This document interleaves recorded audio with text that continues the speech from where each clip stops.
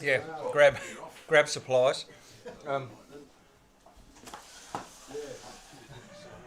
Oh, come on. And please get grab a tea or coffee if you need it, or a drink. Oh, see you, Anthony. Run screaming from the building. All right. I'm just going to do a really quick. I'm just going to turn that down. Cattle as well, or? Just going to do a really quick presentation on the ACMA consultation that's out right at the moment. Needs to be in by the end of September, so we're already halfway through September, so it's worth, if you want to put in a bit of a submission, you need to start thinking about it. What's out for consultation is the proposed amateur radio qualifications and assessor accreditation arrangements. Now, I'll go through what that means, but it's all wrapped up with two events which have happened in the recent past. The first one being the move to a class license, which they consulted on in 2022, November 2022, and there's a document that is hidden down behind the door that says "Beware of the Tiger" in the consultation, which is their response to those submissions. So it actually gives you a bit of an idea about how they're actually going to implement the class license. Really important document. So the second thing is the ACMA. Hello, Jim. The AMC about a couple of months ago said to the ACMA that they were not going to renew the contract. That's the other thing. So the ACMA did a whole lot of stuff and decided that they were going to take it back in-house. I'll put these on the detail, the website. This is all of those documents in direct links. They're not within documents and other things, so they're just easier to get to. And that document I was talking about, which is the important one, is the very last one, which is the response to submissions, proposed class license and considerations of high power operation, which I'll go into in the last slide. I've structured this because they want it in a particular format. When you submit a submission, there are 11 questions which they ask, some of which are more relevant than others, and I've gone through them in question order. So the very first question that they ask in this document is, do you have any comments on the proposed qualifications framework, which is in Appendix A, one of those documents. Now, this is the qualifications framework. So this is what comes out of the class license, the implementation of the class license. I've got a few dot points here. Given we're moving to a class license, we no longer will have a AOCP, so a Certificate of Proficiency, an Amateur Operator's Certificate of Proficiency. That is an Apparatus license thing. It's a construct out of the Apparatus license. We will no longer have an Apparatus license. And so, what they've come up with is, we will have issued to us, and everybody gets a new one, a recognition certificate. So it will be called a Recognition Certificate, Foundation, Standard or Advanced. And you'll get a recognition certificate. That's what it will be called. Beacons and repeaters still remain under the Apparatus license. So we currently have a non-assigned Apparatus license for our licenses. Beacons and repeaters remain as Apparatus licenses. So that will cause things like the LCD and a few other things to continue to exist, because that relates to beacons and repeaters. You need to have an advanced or standard license to operate a beacon or repeater. That's one of the rules that they're bringing in. Accreditation is now in legislation or subordinate legislation. Attachment B is the Radio Communications Accreditation Amateur Radio Examination Rules 2023. And I'll go into that in a bit more detail in a couple of slides' time. There's a very interesting comment in this document, which I've said here. The ACMA's understanding about amateur radio and the different levels of class licence that they're implementing, they make the comment that a foundation partakes in amateur radio. That's their words. A standard has intermediate knowledge of amateur radio, and an advanced has complex knowledge of amateur radio. Now, the reason I put that up there is this is about the ACMA's understanding of amateur radio and how they see it, and they see the class licence and the licence structure. So, very interesting comments, worth taking note of. Still a 70% pass mark. The exams, the assessor will be able to mark the exam and let the candidate know on the day. That's a change back to what it used to be under the WIA. Fantastic. There'll be a general assessor and a specialist assessor, so that actually doesn't change from what's in place right at the moment. All the specialist assessor is able to do is if the person is disabled or needs some reasonable adjustment to their assessment, they'll be able to do it. But only specialist assessors can do that. And a specialist assessor has to have a teaching qualification on top of being an advanced amateur, and etc. etc. Remote assessments, there's no change. Does need some clarification I'll go into in a short while. And there are some KPIs in here, some key performance indicators from the ACMA around having to process things. One of the key ones is they have to process the application for recognition certificate in 15 days. So they've given themselves some performance measures. Applications are completed online, and I'll talk about that in a bit more detail. Question 2, which they asked, do you have any comments about the development and implementation of a wholly online system for examination and qualifications in future? They say in the document that they are not going to implement, at least initially, an online system at all. However, the way that they deliver the examination papers, the way that the assessor goes in and downloads those papers is all through an online portal. It'll be the ACMA's ACMA Assist portal. If you've ever gone into the ACMA website, it'll be through there. An assessor downloads the exam and the paperwork, prints it out, they do the exam, they scan it or do whatever they have to do and upload all those documents back to the ACMA. No postage, nothing.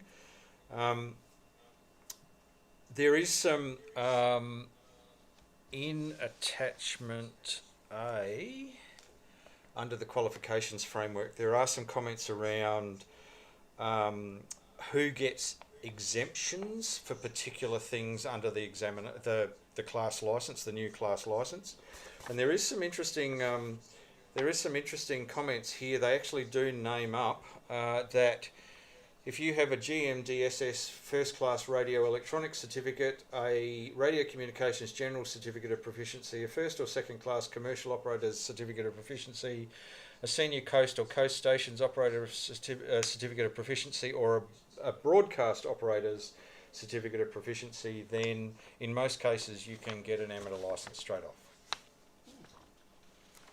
So that's named up.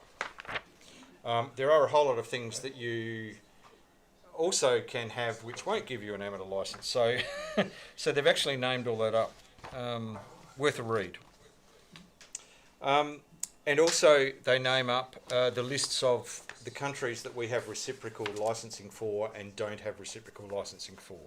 So that I'll go into that in a couple of slides' time. Question 3. Okay, and this is attachment B. Attachment B is the accreditation rules. Do you have any comments about this? Now, this is the first time that accreditation rules for assessors are actually written into law, which is interesting change for the ACMA. There were variations of it to start with, but this is the first time it's actually written into actual rules under the Radio Communications Act. It goes into what the accreditation process is for assessors, how they are withdrawing, how they can withdraw accreditation if they have to, and the conditions for accreditation. So Those things haven't changed. It's assessors and specialist assessors and all the detail that goes with that. That's what attachment B is all about. Consultation question 4. So we go into attachment C. Accredited Assessor Guidelines. I could just say here that they're hitting us with so much documentation it's a bit scary to try and come to grips with, but anyway. So this is the guidelines for assessors. The key things in here is they lay down things like accreditation, the accreditation process, which is defined in the rules, acceptable conduct, what we do with and how we get examination papers. There is some, under the practical, they do give some leeway to assessors, which we don't have right at the moment, where we can actually say that a person has the level required for their practical, and we don't have to do the practical. We can sign off on it at that point. So that's a bit of a change. There's no rule around resits, which is something we're raising with the ACMA. Special assessments need to be done by a specialist assessor. There is a lot more discretion around that. Remote assessments haven't changed. They suggest a 1:5 assessor candidate ratio, and we had a session yesterday with the ACMA as all the assessors in Australia. There was about 105, I think, in their webinar, and they talked about this consultation. The interesting thing, they said, the minimum is 1, and I sort of went, yeah, okay, there needs to be 1 assessor, yes. I thought that was an interesting comment. 1 candidate. Well, or if it's remote, they don't actually have an assessor in the room, they have an assessor on the end of the line. But anyway, thought that was interesting. There's a bit more discretion that assessors have during and the post-assessment stages. There's a bit more discretion we've got, which is good. And we get a letter of accreditation. Right at the moment we have a card from the AMC. That got a bit of a go yesterday in the webinar.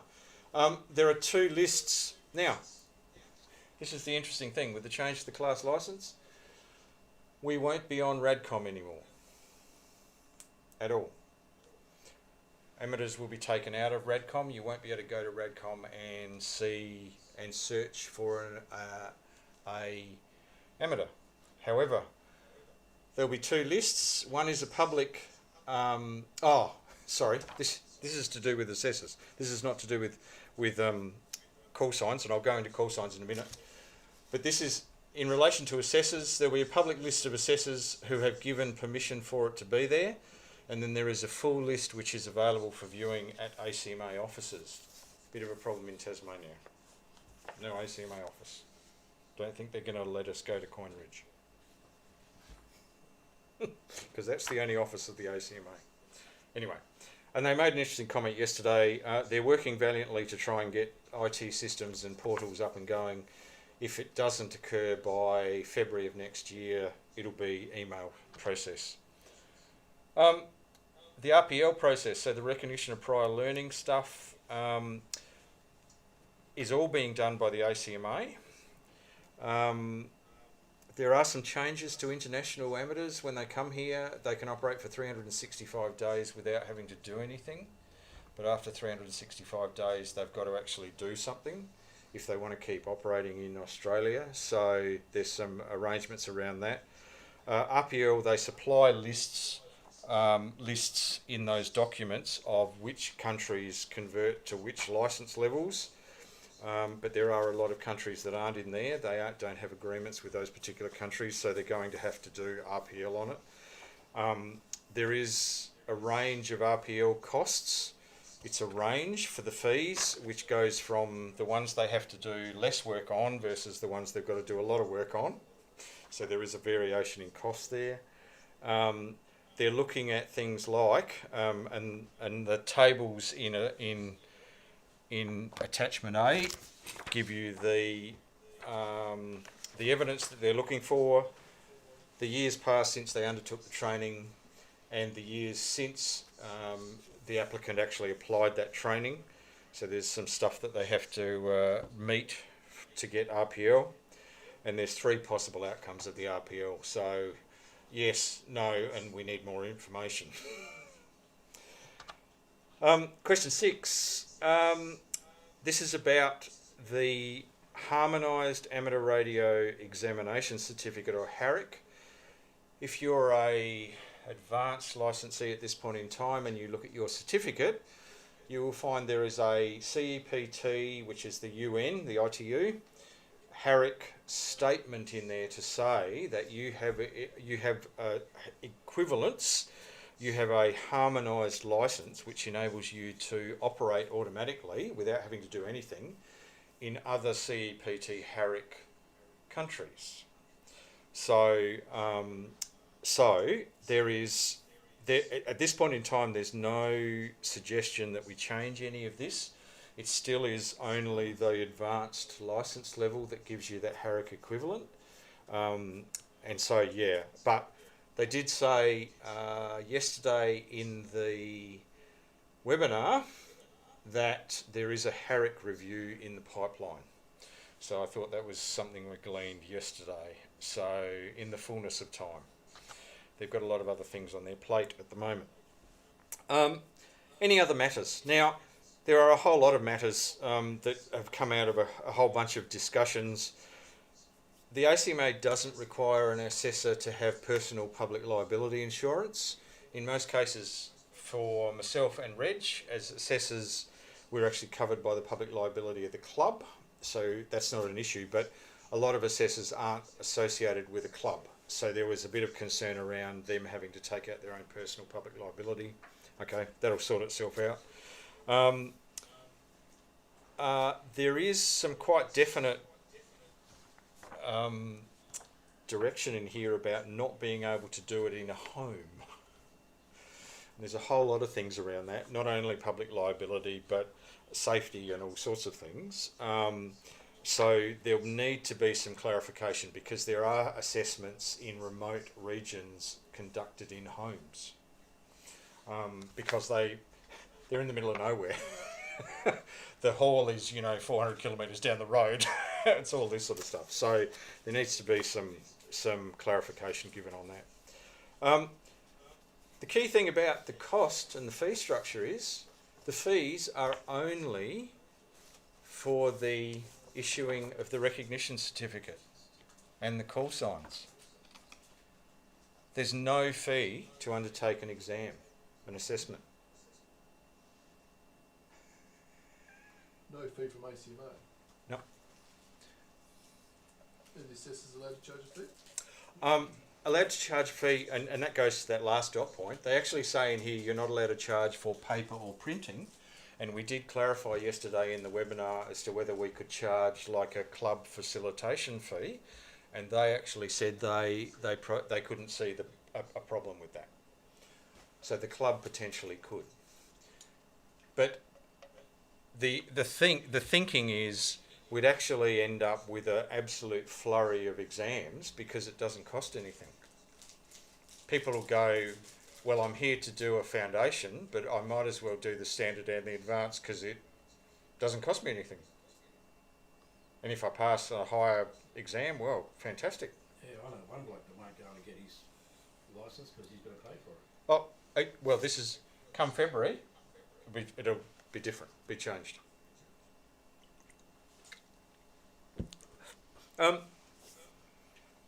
This is the call sign. Now, call sign assignment will be done by the ACMA, taken up back from the AMC. There are limits that they're going to place on number of call signs that people can have. Special call signs is less than or equal to 2. Now, this applies to people and clubs. There's no differentiation made here. VK0 or VK9 call signs, you can only have 1 at any one time. Two-letter call signs or 3-letter call signs, so our normal call signs, you can have up to 5, less than or equal to 5. So if you want to fork out the money, Now, this is what I was talking about. The ACMA will maintain a register of assigned, available and reserved call signs that will be available on the website. This is where you can go to find out whether somebody is licensed. Now, the key thing here is it won't have a name or an address. It will have a call sign and what the qualification level is. That's all it will have. Won't have anything else, won't know who it is, but whether it's a valid call sign and what level it will be. So that's actually what will be available going forward.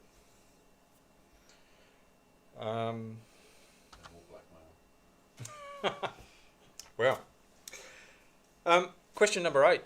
Any comments around the proposed fees? Now, this is the proposed fees. So the recognition certificate application is $45.20. So that's a little bit less than what it is right at the moment for a license. Recognition of prior learning, I mentioned earlier that there is a range. This goes from them not having to do much work to them having to do a lot of work, is that scale. And the call sign application, very similar charges to what it is now, and that depends on what sort of call sign it is. 2-letter call sign, 3-letter call sign, special call sign, repeater beacon call sign. So there's a range in there. And I just make the comment, there is no charge for the assessment process from the ACMA. Any comments around the proposed consequential amendments? So there's a whole lot of other documents that they're going to have to change on the way through to move from a non-assigned apparatus license to a class license. There are some things in here. There's a whole lot of definitional changes which they talk about, which is to move to everything that says AOCP obviously has to now say recognition certificate, because it's not a certificate of proficiency anymore, and any references and cross-references to that.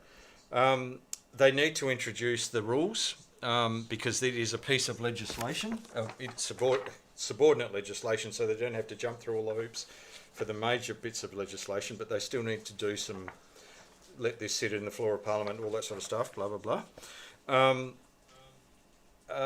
Removement of the references to call sign entity. They actually said that they were going to say that the call signs will be issued by a call sign entity, and it could potentially be a third party. So there was a bit of a hope that, oh, well, maybe the WIA's got a role here. We can actually become the call sign assigning entity like we used to be. But they're taking call sign entity out of the whole thing. So they're taking it back, and it looks like they're taking it back for time until the next time it changes. There is this concept that there will be a time period associated with the call sign, that's actually a good thing. Special call signs obviously have particular timeframes associated with them, but also how does the ACMA check that the person's still alive? If they issue a call sign and it's for life, how do they know whether the person's still alive or not? So they're going to have to do regular checks. They're looking at, they've suggested in the webinar yesterday that it was something like the UK. Now the UK checks call signs, Ofcom check call signs about every 5 years. So they actually go out to the amateurs and go, you still happy with this? You still alive? You still whatever? And you can say yes, or you can give up your call sign, or you can put in for another call sign, or whatever. How do they know where to find us? Oh, they've got the database that sits behind all of this. They still have to license us. They still have all the details. In that call sign register, I suspect there are a whole lot of fields sitting behind that, Right. which have all the other details. So they still, and their preference is still email. So if your email address isn't up to date with the ACMA, update it. Because they're going to send you a whole lot of stuff in the not too distant future. There's some other minor changes which they're doing, which, can I just say, the feeling was really positive in the webinar yesterday. They have taken on board a whole lot of things that were suggested and thought about it, and they've actually implemented them and put them into the various documents, so really positive. Question 10. Any comments, any other comments around the legislative instruments, etc.? And a specific question here that would prevent any existing non-assigned amateur licences from being renewed further. When we thought about this question, it's an interesting one. So a lot of the things that they're about to implement is so that they can close off non-assigned apparatus licences come February, and move to, and hopefully in a streamlined manner, move to the class licence and recognition certificates. This is about it's facilitating that implementation of class licensing. One of the things that's come up is there are a whole lot of third-party authorisations for club remote stations that are sitting out there that are non-assigned apparatus licences that come February of next year will cease. And so those third-party authorisations, they need to have a bit of a think about, because club call signs need to be issued to a natural person. Can't be issued to an organisation. But they are now. No, they're not. Oh, sorry, not under a non-assigned apparatus licence. Yes, but under the new arrangement with class licence, it's got to be person. So they're having a bit of a think about how they do to it. a repeater, which is an assigned licence. Correct. Righto. Which can be assigned to a club. So, sorry, in saying that, does that, say for example you get assigned the club call sign, we assign you as a club call sign holder, does that mean you lose No. the list of amount of call signs you can have? No. Okay. No. That we would be arguing that that's not the case. Okay. So a person has to hold the club call sign now. Correct. So that's a bit of a nuance when you move to the class licence. So I think there's more work to do in this space. Well and truly. It was something that was raised as part of the November consultation last year. I think they've got to do some work here. Question 11. So this is the last question. Any comments about any of the proposed changes to any of the other legal instruments? In this case, there's probably not. There is a fair few changes that need to go on with the LCD. The LCD actually sunsets, so finishes, terminates in 2025, I think, from memory. So they need to do some work around the LCD because they are still using the LCD for repeaters and beacons, and definitions around how to operate a repeater and beacon. So there's some work that needs to go on there.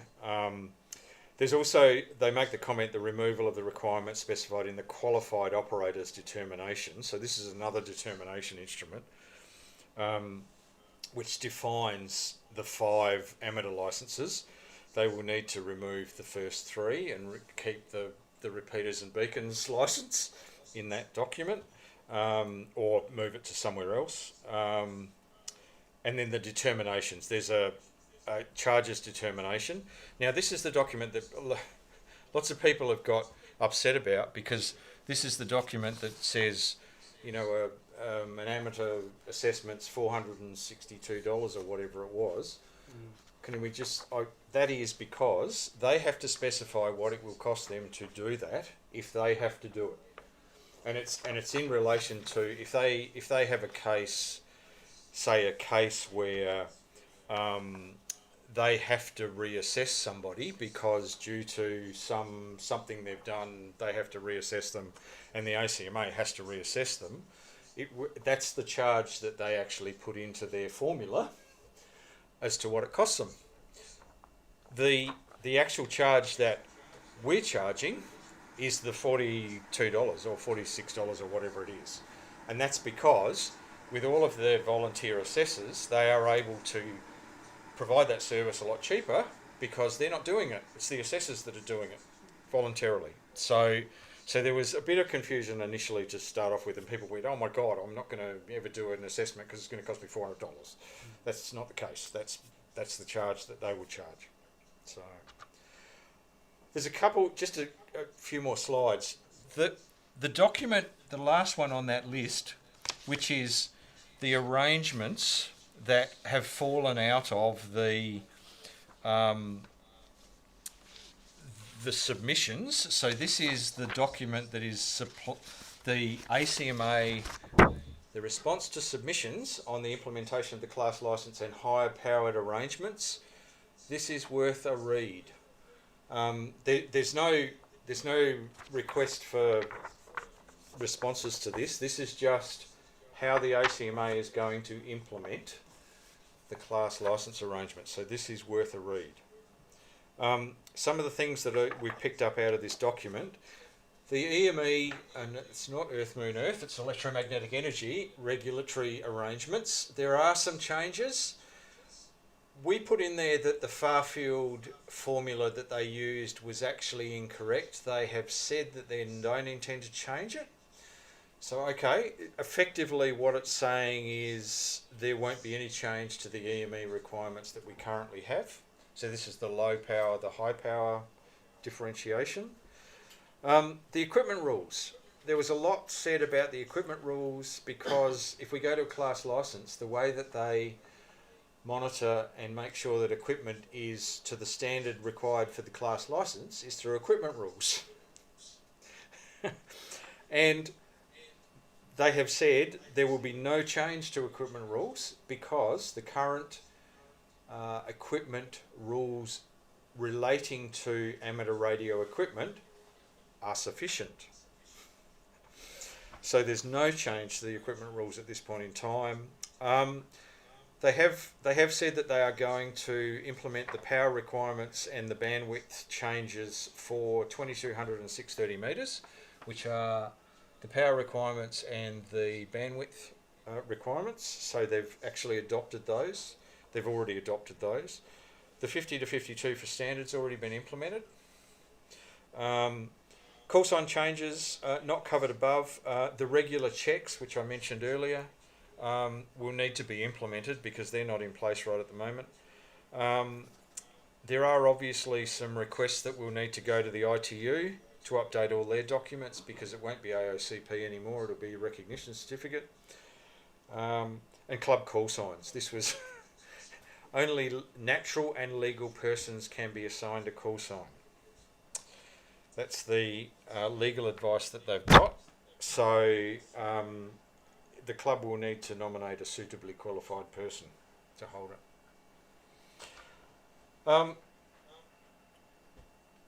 High power. They are sticking with their short-term arrangements with a assigned scientific apparatus license. If you want to do high power, you're going to have to get a scientific apparatus license. Big sigh. Is that so onerous?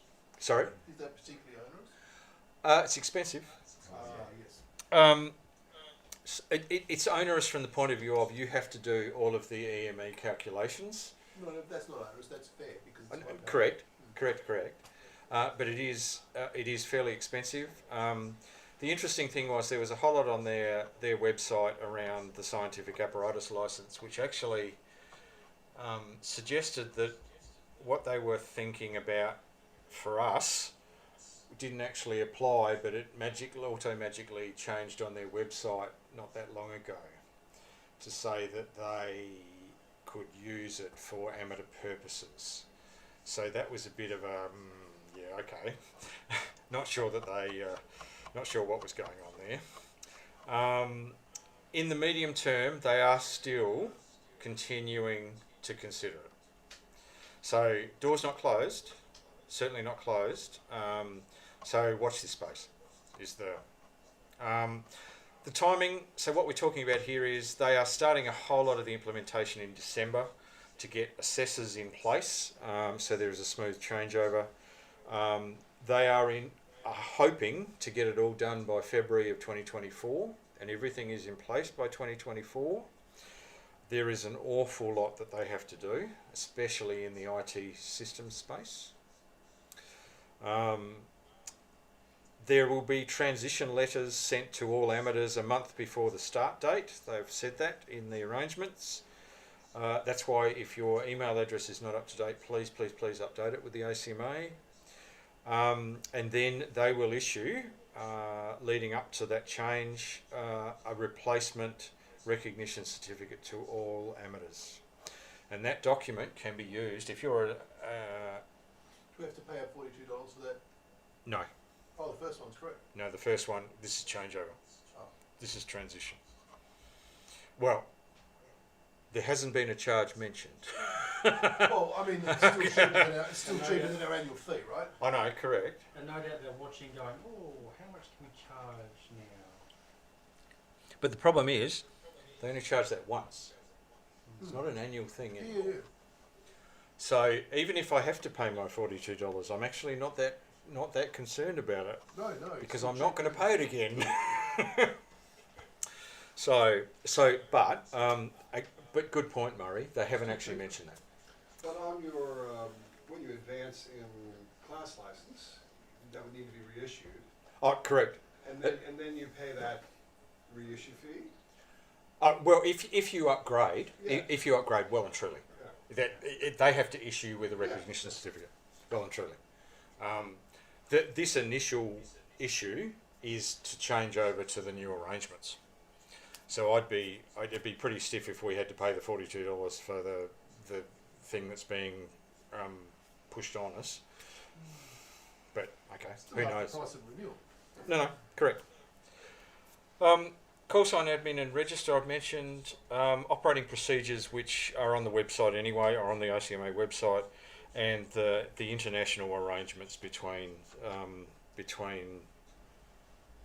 countries. This is the last slide. The second assessor session, which was held yesterday, there will be a regular verification, which I mentioned. They're looking at that 5 years, but also introducing the concept of a time frame to a call sign. Like a normal call sign would have like a 5-year time frame on it. They would go out, you'd confirm it, they'd add another 5 years onto it. It's that sort of concept. Or if it's a special call sign, it'll be for a particular period of time. Or when you go down south, it'll be for a year or whatever. So the call signs will be driven by a time frame arrangement. So anyway, that's it. Half an hour. Nicely done. So any questions? I'm not sure I can answer them, but I'll try. Have a look. If you don't have a look at any other documents, and there are a lot of documents to look at, have a look at their consultation paper, which is the first document. This is the one that's got all these questions in it. And have a look at the response to submissions. Because this is how they're going to implement the class license. These are the questions that they're asking. These are very assessor focused because this is all about the assessor and the accreditation process. But this one applies to everyone because this is how they're going to implement the class license. So if nothing else, have a look at that one because that's how it will affect you. Sorry? Is that set in stone? There are some things that may vary, but not major things. Not major things at all. So it's not too bad then, overall. No. In fact, they've taken on board, as I said earlier, lots of the stuff that we put in as the submissions, and they've tried to implement them. And I have to say, the 2 webinars that we've had with the assessors and the ACMA, everybody's come away from it feeling pretty positive that they're listening and they're bending over backwards trying to implement things. Literally the only thing that you presented there that's even came across this question was the club call sign has to be a person. And I think that's legal advice that they've got. I'm a bit confused with an assigned license. There's still unassigned licenses elsewhere in the system other than amateurs. Correct. Why are they so keen? Why can't they just keep that? For club call signs. Yeah. Well, that's a possibility. But they're going down a full class license for anything other than repeaters and beacons. So Yes, but a ship, for instance, has a... Are they looking to remove all unassigned licenses outright? No, Not that's just amateur, but no, that's what I'm across saying. the It's board. like you get a ship license as an unassigned license because it's not in a specific... No, focus. correct. Because they've already done that with some other services, haven't they? Yeah. How, I suppose the question is, how far are they wanting to go to get rid of assigned, and what's the preference Well, they like? never get rid of a sign. No. Get rid of a sign. They correct, because there are lots of other services which are still apparatus licenses, assigned and non-assigned apparatus licenses. That's the way that their system works. That's the way the spectrum management system works. So, yeah. So it is for us and moving us to a class license. These arrangements are purely for that purpose. Will you still require an advanced license for a two-way call sign? Those rules aren't changing. Oh, okay, so that's all I'm changing. I know. No. That's still, and they still have the issues in the most populous states where they don't have any. So they're going to have to run all of the stuff that they run now around putting them back in the pool and getting people to bid for them and all sorts of stuff. It's just ludicrous. Listening to what you've said, Justin, this is not going to become reality by February, is it? Only parts thereof? I think a vast majority of it will, Glenn. I'm a bit sceptical about them having the whole assessor portal and everything set up by then.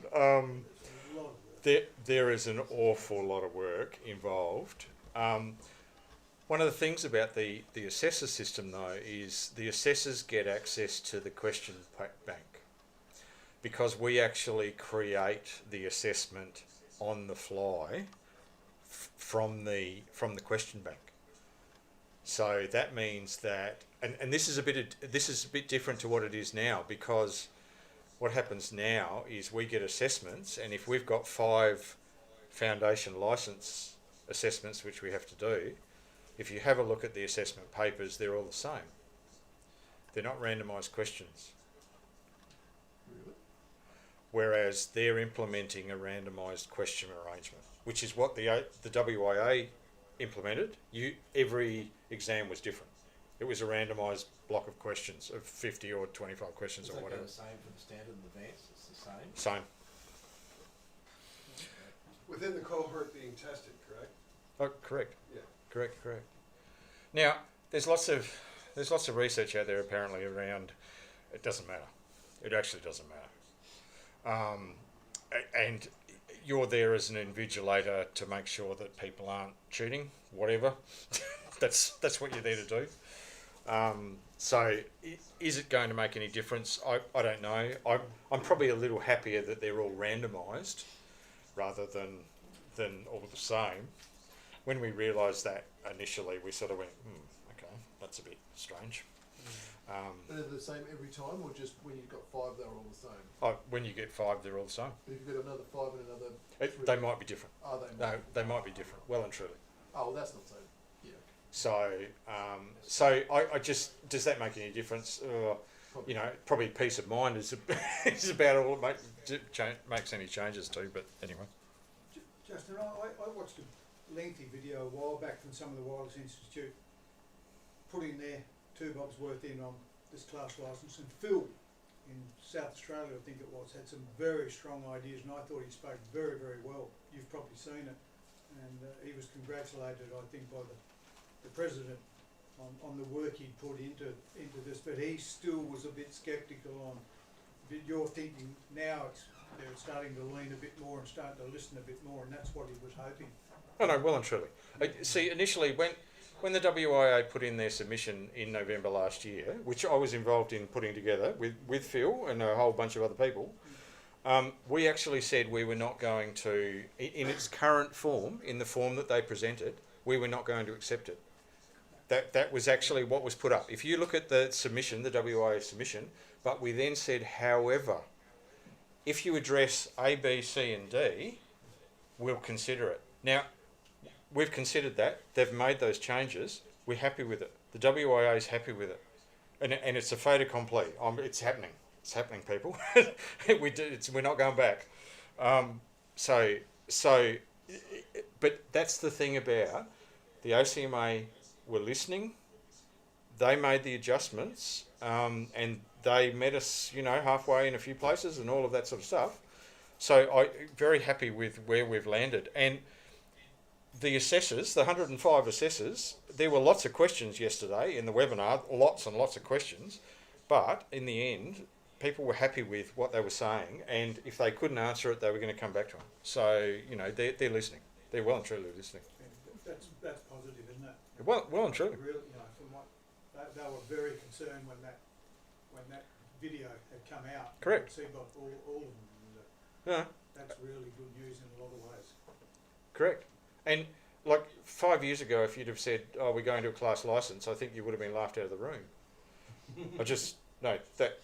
Honestly, because the experiences with other class licenses weren't very good.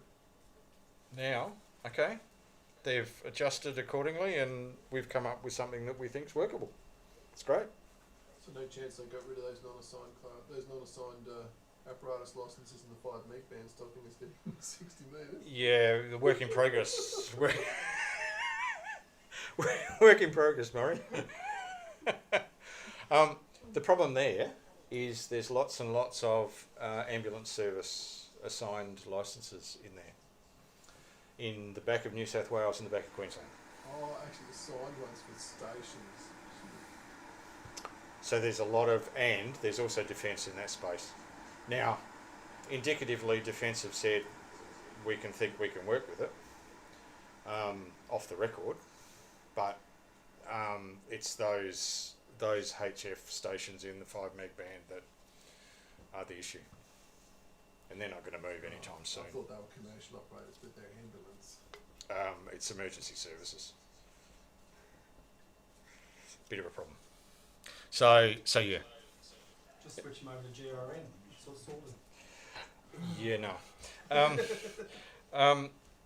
Anyway, if there's no other questions, thank you. No, I hope that's been helpful. Thank you. Hope that's been helpful. Very good. Cool. All right, we'll wrap it up at that. Grab a coffee or whatever. Cheers. License for the spectrum board to send it to you,